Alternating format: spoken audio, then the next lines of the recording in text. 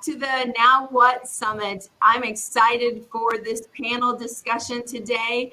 This panel discussion will be led by Jeff Harker, part of the Keep Indiana Learning team, and he has assembled some guests from Franklin Community Schools. So Jeff, with no further ado, I'm going to let you take this over. Thank you, Marty. Today, I wanted to just give voice to the wonderful stories that I hear from time to time. Really not from time to time. Honestly, I hear these stories, these kind of things all the time from teachers. Success stories, wonderful stories about students who have made changes and the impact that Building Thinking Classrooms has had on students. So again, let's dive right into it because I want you to be able to hear these stories as well. Melissa, I'm going to start with you. What story have you got for us today? That was actually a pretty tough question because over the last year, I've gotten so many stories.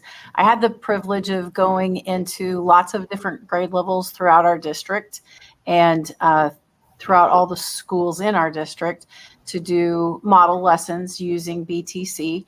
And each one of them was a success story. And it was kind of neat at the end of them. Lots of the teachers would come to me and say, oh, you're not going to believe, this kid that never worked hard, they just like showed off and got everything done. And they were telling other people their input. And so they were completely engaged and just story after story after story like that.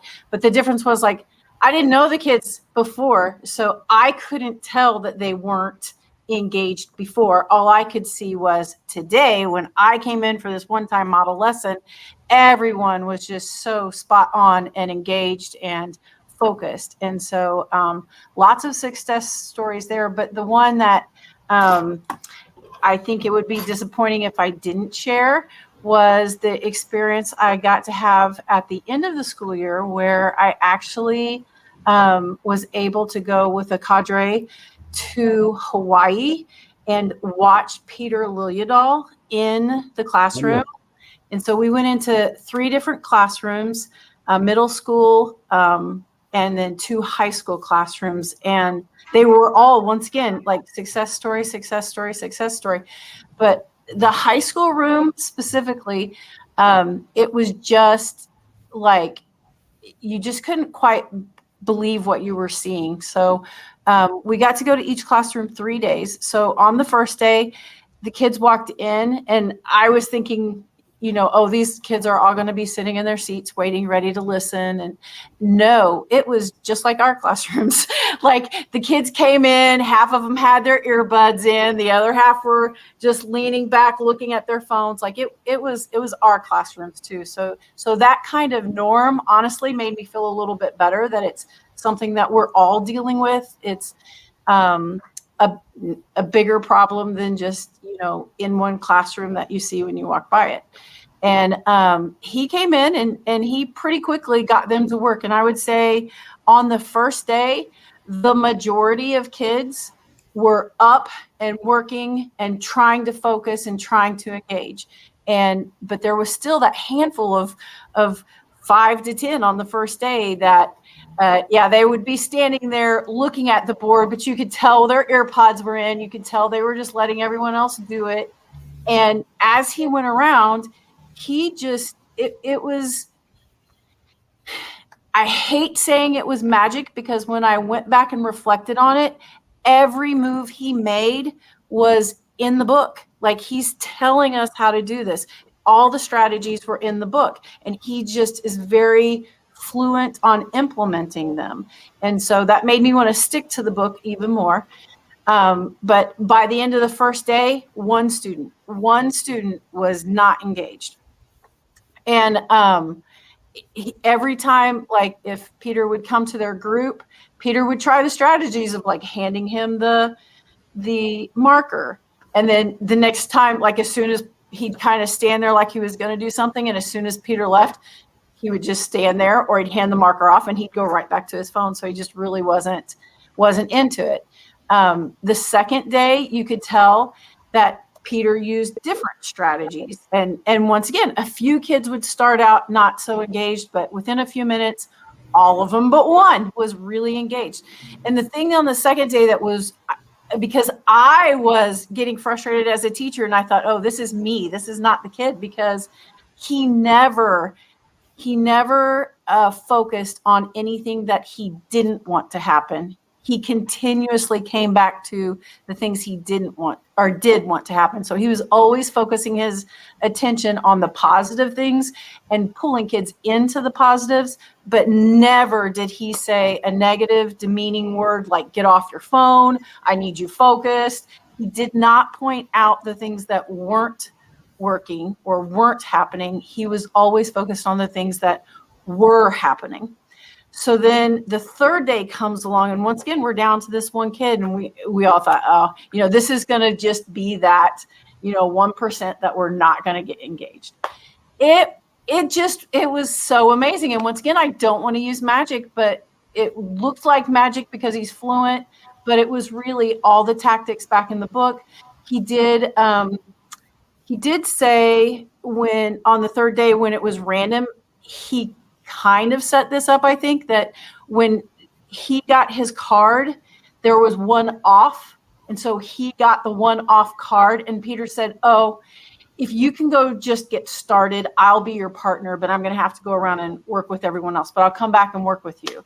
And he went over there and he looked at it, but he wasn't really doing a lot or engaging. And then Peter went over and just partnered with him and got him to talk, and he'd go a little bit further. Then Peter would say, okay, I got to go check on everyone else. Can you keep going on this? And he would. By the third time around, he had that kid so hooked. The kid was telling him how he was going to go to college to be like a chemist or something. And he got to a point where he was like, Peter said, well, I don't know if I should give you this next one. It's not really fair because it's out of the scope of what you should be doing. And the child said, no, put it up there. Let me try it. And so it was just the whole thing. Once again, like in your head, when you're watching it happen, you're like, this is magic. But when you step back and look at what he did, like, what did he do to create that magic? Like, he's not holding back from us. He's giving it us all in the book. And it's just going back to the book and doing it until you are fluent. And so my goal from that is to continue on the path and keep trying it until I can be as fluent as he is. Thank you for that, Melissa. And I don't mind that you keep calling it magic because sometimes it feels like magic because it just kind of like magic, it just kind of happens sometimes. That magic, I'm doing it now too. I can't stop using that word. That switch just turns on for them. And you're right. It's all there. He's not keeping it a secret from us. So thank you for that story. That is wonderful. Who would like to go next? I can go next. Great. So Mandy Ramey, I teach 5th grade math and social studies. And this year, I have several stories, but I'll stick to one of my, I guess, favorites of this year. I had a student this year that when she came in initially, her IEP stated that she could become explosive when being asked to do math, which was like, okay, well, we're going to do that every day. So good luck to me. And so, maybe the first month of school, it did not go well. There was a lot of just not interaction or slamming the Chromebook down, not wanting to work with others. And as my partner teacher, Amanda Ray, and I started working through the Building Thinking Classrooms practices, we would read just a chapter here or there. And like the next day, we're like, okay, I'm ready to implement this and take this on and add to what we're already doing. And as I started doing these things, like the visible random groupings and getting the students up, starting with the thin slicing of the low floor, these easier entry points for my students that are not on grade level, and getting them to where they need to be. I started seeing a lot of differences in this one particular student where when I was giving, they're up at the boards in their random groups, students that, she would have never picked to work with and I would have never picked her to work with. And I'm giving them an open-ended question where there are multiple different responses and the answer's not there immediately. And everybody's first guess that they're trying is wrong. And they're having to build strategies to figure out, the answers. She started recognizing that there was some freedom here that she could get a wrong answer and nobody else was paying attention to her because everybody else in the room was guessing a wrong answer. And then they started talking about their strategy of how to get to the correct answer. And it just at the end of the day, she was like, well, that was fun. I just did 20 math problems and got half of them wrong. And I was like, well, everybody did. And then they started building on strategies. And the more that we started doing this, she started engaging more. She started taking notes more. She started asking me questions at the end of class or during class that it changed. And the most telling sign was when her 4th grade class and her principal came at the end of the year to do a tour with the new incoming 5th graders. These were 4th graders that'll be 5th graders in our building this year. The teacher and the principal saw her working independently on her own. They were like, who is that? We never saw that child last year. And I was like, well, that's her now. She works. They were like, we never saw that ever in the last several years. And I was like, well, yay, we did it. So it was very rewarding for her. And then became rewarding for me because I saw how proud she was of the work and the effort she was able to do. That's a great, great story. I know my personal connection to that, my wife was a special needs teacher for 27 years. And I've come to believe that things are written into IEPs when something isn't working. That's why we write something in an IEP, because we haven't found a solution for it yet. Well, and some of these students, she's gone the last several years believing she wasn't capable. Yep. And so then she came into my room playing that role of not being capable. And so it took a little while. And then there were definitely days that it was not sunshine and rainbows and we hit roadblocks as the math became more difficult. But, she realized that there were things that she did know, even though she knew, maybe long division that she could repeatedly subtract to get to an answer. She knew it was going to take her a lot longer, but she felt confident in herself that she could get to the answer. And so she stopped caring how long it took her. And that was what we celebrated, is that you are going to get more efficient strategies as we continue to work through this. But you do have things already. And that didn't happen until some building thinking classroom strategies came along. No. And then those conversations, my class as a community became so much stronger because they started listening to others, because, maybe the most efficient strategy doesn't always get us to the answer the quickest sometimes when they're thinking through them. And so, it gave some students a voice this year that hadn't had a voice in a really long time. Thank you for that, Mandy. I love it. I love it. I love it. Matt, we're to you. And Matt is in a unique situation because, or bringing a unique perspective because you're not a math teacher, right? No. So I started trying this out. I attended the training with Melissa and back in October or so. And I thought it sounded really fun and engaging. So I just started throwing it into my classroom. I teach 11th and 12th grade English. And I thought, maybe this will increase the activity, the enjoyment of what we're doing. And I only did curricular tasks for the most part. I didn't do anything non-curricular yet. I wasn't there yet. But I said, what the heck? I got a deck of cards and I put up some cheap whiteboards around the room. And the student that I'm thinking of, I also have a math teacher who told me the same thing about the change in him. So my 6th period class, 11th grade English, I had like a couple rows in the back of kids that really were not engaged. Independent work time was head on your desk time, or whatever, scrolling on your phone time.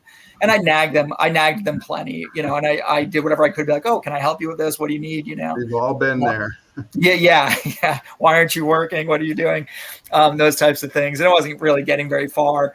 But when I started doing the random groupings, and I don't know if it was right away, but they started to participate more.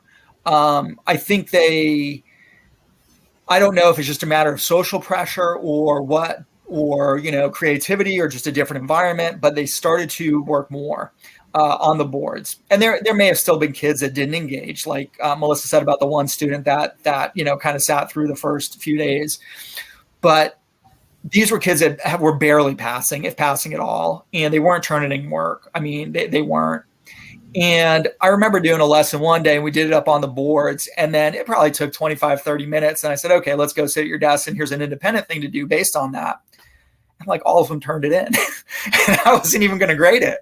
Like this was one of those, I was just going to check it, hand it back to them with a note on it. Like, hey, you got it. Or, you missed this one, whatever. And I was like, shoot, I have to grade this. Like they turned in work. And there was one kid, and I talked to Candy Miller about him, and mentally, he was capable of passing and graduating. He was a senior. He was retaking 11th grade English, and I had him in a senior class as well. Candy had him in math, and he decided that graduation wasn't worth it at some point. Like he just was like, I don't care. Stop turning things in. Even though the work he turned in was fine. Like he would turn in passing quality work regularly. He just decided that he wasn't having it. And as we started to do these things, he started to engage more in class. He participated more. He involved himself more in the learning, and we got him across the stage of graduation. So we're both happy about that. I can see the difference in those kids. That is great. And these kind of stories, like I said, I hear all the time. Melissa, I would go back to the way you started about, well, how do I choose? There's so many, right? And you all mentioned visibly random grouping. I think in my mind, I'm thinking about the quote that Peter says in his book about you have to disrupt the system. You have to make a change so that the system can't defend itself. And, so that they can't just put their head back down on their desk. And I think the visibly random groups, in my mind, does that. It's enough of a change, and it gets them out of their comfort zone enough that they are not sure what to do other than join in. The first couple of times I did, I had this like random group generator on my board, and before I slid it over, I saw like the random group, and I was like, oh, I haven't hit random yet, because I saw 2 kids that I was like, these kids can't be in a group together. And I hit random, and then they got in the same group again. And I was like, oh my gosh, like I can't keep hitting random. And so I was like, okay, we're just going with this today. And it mattered that it was visible to them. And I think if you make that a part of your procedures at the beginning of the year of building community of like, what you can and can't say when you see who you're in a group with, and make that a part of your structure, like it won't be an issue. But, they came to kind of like what Matt said, is social pressure. Like you had to step up and do some work sometimes, where in the past you might have played your role, and your role was to not do anything, or your role was to be the leader and, make sure X, Y, and Z were done. And it definitely, I saw a change with the visible random grouping. I think you speak a lot of truth, and Peter hits on it in the book too, of that, what's my role, and kids do. And I know, cause I could say it as myself as a kid. Like I remember thinking every time I got put in a group, okay, who am I in this group? did the teacher put me here because I know this really well, so I just need to tell them what to do? Or did the teacher put me here because I don't know this, and so they're supposed to be telling me what to do, and I just need to sit back? Or, like what your mind is so focused on, why did they pick me to be here? And that visible random grouping just kind of takes that away. And there's no, like they get comfortable in, there's not a reason that I'm here except to collaborate with these people who don't have a reason here at all. So I don't have to give up my voice to someone else who's supposed to be smarter, and the teacher put them there so they could tell me. It's very open, and they can stop thinking of that, like stop regurgitating in their head, okay, why am I here? What is my role? It just wipes that away so that they're freed up to really jump in and collaborate. And the biggest thing I've seen or heard about is the kids come back and say, I made a new friend today. These are kids that have been that are in high school together, have gone K through 12 and don't know each other because they're not getting that chance to work, but they're coming out saying, I made a new friend today. And I think that's better than any learning that takes place in a day, is just learning that you can be friends with anyone in the room. You can collaborate, you can work with anyone in the room, and you have value in that setting. Well, we're out of time for today. Thank you all so much.